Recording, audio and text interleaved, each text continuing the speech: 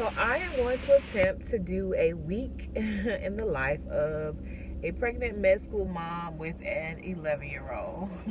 So we will see how this probably about 10 it's about 10:30, and yeah, so this is how I look at 10 o'clock at night. Bonnet, getting ready for, prepping myself for my next day. I've gone ahead and printed out my schedule. Gone ahead and printed out my schedule for the next 3 weeks so that I can go through it and check off everything I need to do, check off all the appointments that I have, check off any meetings that I may have, and get myself together. But as the title of this video is called Moms Don't Get to Sleep In.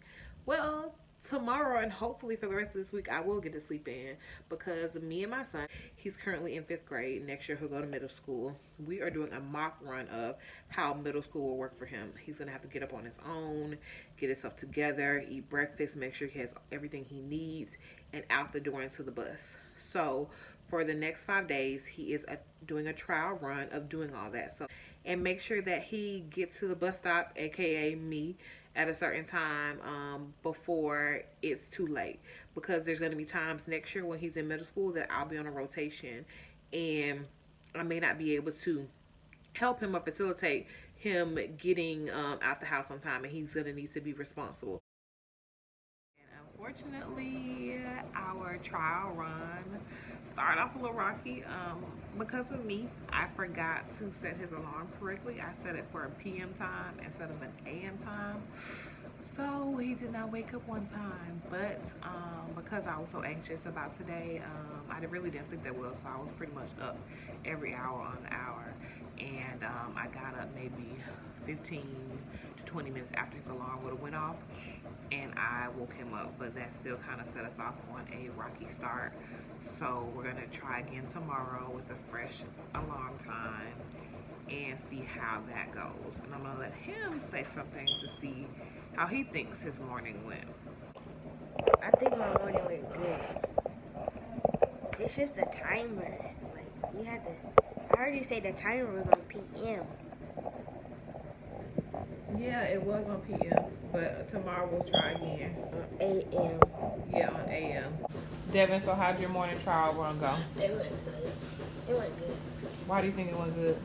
It's just because I did everything on time. It's just because, like, I put my food in so late. I was just waiting on my food, and I didn't think about going in there to do my check-in. So today I'll go to my first class. I have a second class after that. Then I have an appointment that I have to leave class for. And then I'm going to go home and try to clean up a little bit, get some studying in, and then restart everything tomorrow. It's our regular routine. It's nothing fancy. I find that some days I try to do things a little differently depending on where I'm going and what I'm doing. But right now I'm just in the car on my way to school. It's about 7:25 right now, and I should be to school in about 15 minutes. Because I may get to school around 7:45, so it's not necessarily a full hour, but I get there in a decent time to review the material before I actually have class. Wow. That's crazy. Yeah, she's been listening the whole time. So what's up, Ronnie? What's up with the situation with you and old girl? Okay, James, that's just my friend. You know, we just got caught up in the moment. We were having When we've got a drug with a large volume of distribution, what does that tell us about how much is in circulation? Yeah, it's moved on out. So dialysis is not going to do us a whole lot of good in that case. We'll come back on that at the end of next Tuesday.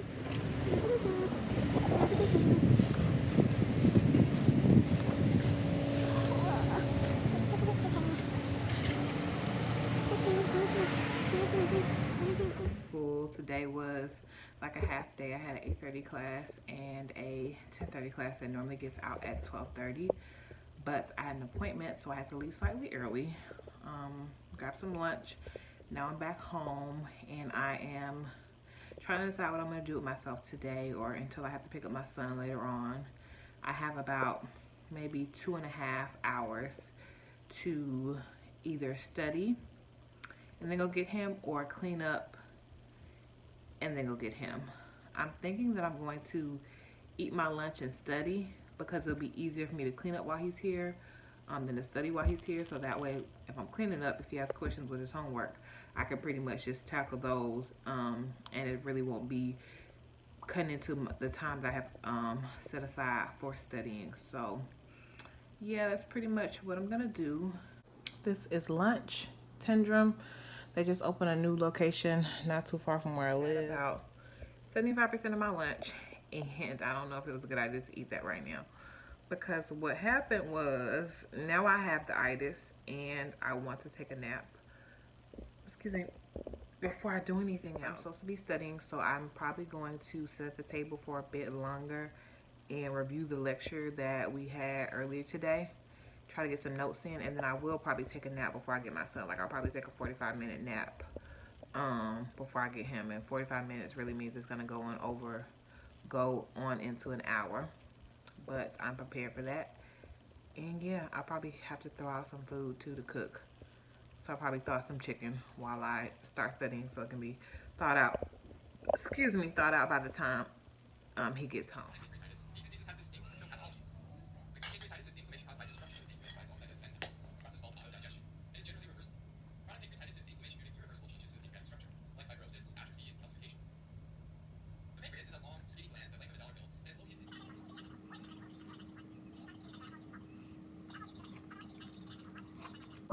in general, even if they stop in, just have a single drink. Doesn't necessarily mean their blood levels are going to get them in trouble, but there is some impairment, through that first hour.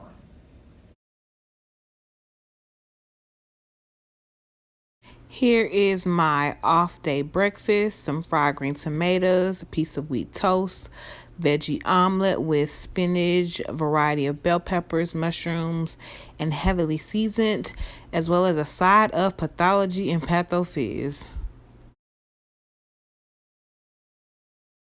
And my original schedule was a class this morning at 8:30, then meet with my group to review some material, work on some old practice exams. So I did not make it to school today, even though that was my plan, and sometimes things don't always go as planned, so you make adjustments. And as you can see, I'm suffering from, I don't know if it's carpal tunnel, tendonitis, dislocated thumb, I'm not sure, but I have a lot of pain in the area. So when I went to the doctor, oh, my computer is about to die. Let me get the charger. Recommended that I get a brace or splint, just to kind of like stabilize my thumb area for the time being, because I can't take any meds that they want to give me, and it's not confirmed actually what I have. So I'm like one hand shoddy right now because I can't really do much with this one. But like, I kind of cleaned up a little bit, got some breakfast in between things I've been cleaning, and now I'm about to get started on my work, like really legitimately get started on my practice exams and go through some textbook material that we've reviewed so far. So this is one of the books that I am currently using for my Patho Fizz class, and I've watched several pathoma videos, so this is another book. I watched the video, so now I'm just going to go through the chapters, kind of do some highlighting, and kind of reestablish some of the stuff that I saw in the videos, kind of bring it fresh to my mind. And that's going to be our plan for most of the day, until it's time to pick up my son. I did try to get induced a few days ago, or not try to get induced. My doctor recommended that I go to the emergency room, the OB emergency room, because I just have been having like crazy headaches lately, every day for like the past 2 weeks. And I don't know if I mentioned this in a previous video, but I do suffer from constant migraines for the last at least 6 years. And I can honestly say that during the first and second trimester of my pregnancy, they weren't as intense as I've known them to be in the past. And all of a sudden, I just got them every day for like 10 days. So she was alarmed. My blood pressure was normal at the time, but she suggested that I go to the emergency room And of course, in traditional mom fashion, I could not go immediately because I have things to do. Had to pick my son, figure out where he would go. It was a school night, so I was like, I can't go that night, which is not something that you should do. I don't recommend that to anybody. Be a compliant patient. If your doctor recommends that you go to the emergency room or do something, do it. And a lot of times moms find ourselves in this predicament where it's like, I know I should be taking care of my health, but I have other priorities, unfortunately, that are in the forefront right then and there. But I did go to the emergency room the next day. They monitored me. My blood pressure slowly, it slowly went down.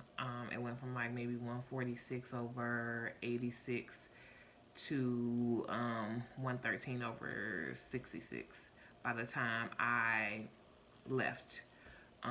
Or by the time they discharged me, because they said everything was fine. I wasn't having any contractions. Yeah, so that's been my week so far. But you can see in non-Hispanic blacks, women have a higher prevalence.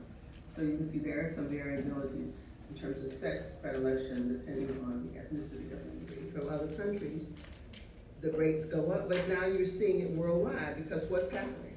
The obesity rate is going up. So is diet related to obesity? Yes. You know. So it's Friday. Thankfully, it's Friday. And what am I doing right now? I just got finished eating lunch. Before that, I woke up from a nap. I did go to school this morning. I had pathology. I have to make a realistic schedule of my next 10 to 15 days because we do have exams coming up. First exam is in 10 days. And then after that, we have one every 2 days. So Monday, Wednesday, and Friday. And want to make sure that I make a realistic schedule for myself because I know that my energy is not what it used to be. So I want to make sure that I'm able to cover all the material and at least review it again and do some practice questions so that I can be prepared for my exam. Also, the Friday of my last exam, my school has match day ceremony, which is really exciting to attend. I try to attend it every year just because it's really inspirational. Like finding out what places they were going to for residency, and it's just like an amazing feeling because that's where you want to be one day. You want to be on that stage announcing, I matched and so I'm going into this field. And it's like you have a job and you're so close to your finish line. That's what I'm going to do. I also had a meeting today with the administrator at my school. We talked about step 1 exam, and step 1 is the exam is the medical licensing exam that I have to take this summer that kind of promotes me to my 3rd year. We talked about delaying. We talked about if I take a maternity leave of absence, how that would affect me, how it would affect my 3rd year rotations and my 4th year electives and graduating on time. And it was really beneficial for me to do that. So tip for any medical school student watching the video. It's good to have that type of discussion with your administrator, no matter if you're pregnant, not pregnant, whatever, months before your exam, just because you never know what happens. And it gives you an idea of what type of scenarios will play out for you in the event that you have to delay. No one goes into step thinking that, oh my God, I'm not going to take it. I'm not going to be able to take it during the time frame my school allows, but things happen. You know, there could be illnesses, there could be preparation issues. And you want to go into the exam fully prepared. If you know in your heart that you're not ready, you need to talk to them so that you can see how that affects you applying to residency, how that affects you taking your step 2. For me, my sole reason to meet with them was because I know that I am going to be the mother of a newborn around step time. And I need to know if I need to take a break before I enter my rotations, how does that look for me and how would that affect my ability to start my 4th year on time and apply to residencies on time and my time off and just anything like that. But again, talk to your administrators, ask questions, because a lot of times we don't know information because we don't ask questions. And sometimes we just don't ask the right questions or we don't talk to the right people. So I highly encourage anyone to do that. So I'm going to throw in a brief little 3rd trimester update in here as well. 3rd trimester, it has been like up and down, like good, bad, ugly, all that kind of stuff. What I will say is, and I want moms to chime in if this has happened to you, I have experienced really bad end of 3rd trimester acne, like just everywhere. And nothing that I seem to do has been helping. I also have been experiencing really bad migraine headaches, and I've been to the emergency room, and I've just been trying to stay hydrated and drink more to ensure that if it's due to dehydration that I can eliminate that. And yeah, I'm just ready, you know, ready to pop. Like, honestly, my biggest concern is that I do have exams coming up, and my exams are right around my technical due date. And I don't want to go into labor during the exam. Like, I don't want to. That's going to be very stressful. First of all, the exam is already stressful enough, you ever have you. And you're also thinking like, wow, was that a contraction? Ooh, is that a gush from, you know, my water breaking? And I don't want to do that. So hopefully, Miss Thang will come before my exams, just because I would prefer that. And for me, I would prefer going into the exam without having that worry. Yeah, so that is my hope. I have been measuring like way beyond my actual weeks. And for those of you who don't know, when you're pregnant, when you go to your prenatal visits, they will measure the length of your uterus to see if it's in line with the estimated due date, or the estimated gestational age of your fetus. Let me take a deep breath. And most of the time, you know, okay, if you're 33 weeks and you'll be measuring 33 weeks, I have been measuring like way beyond that. And a part of that was initially because I did have excess amniotic fluid, but my fluid has gone back to normal. As of lately, I believe it's still normal, but I'm measuring like way beyond what I'm supposed to be measuring. Like, technically, if they were going off measurements, I should have popped already. So I'm hoping that that's an indication of, you know, pending labor, you know, something like that. And I honestly don't even remember what contractions feel like. It's been that long. Like, I had my son in 2007, so it's literally been that long. And I honestly, at that time, I didn't even think I was having contractions when they first started. I was like, oh, I'm having a little side cramp. I must be walking too much. And that was my beginning stages of contractions. So that pretty much kind of sums up everything. Everyone keep me in their prayers that everything goes smoothly, and that I don't deliver during an exam. And then I have spring break. And my sister's graduating, my lovely older sister is graduating with her master's degree the week of my spring break. And I would love to have delivered by then, because I would love to be able to celebrate with her, her great accomplishment. And I applied for a scholarship, yay. So hopefully, if everything goes as planned, the following week or so, I will be headed off to accept my scholarship award. So yeah, again, keep me in your prayers about my delivery, about scholarship, school, step, everything. And I will do the same for you all. But that pretty much ends this vlog. Thank you for taking the time to watch the little bits and pieces that I've had to show you of my week. Been kind of scattered, but I tried to get, you know, whatever I could remember to actually record.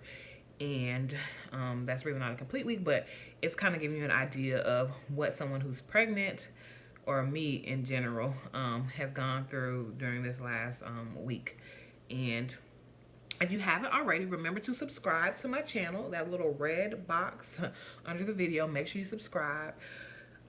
Like the video if it was something that you found, you know, helpful, and also share with other individuals. I would love for you to join the dream team and become a dreamer. Have a wonderful March, and I hope that this month, as well as the rest of the year, is very prosperous for you, and all of your patience and persistence pays off, and opportunity lines up for you. So have a great and wonderful weekend. Bye.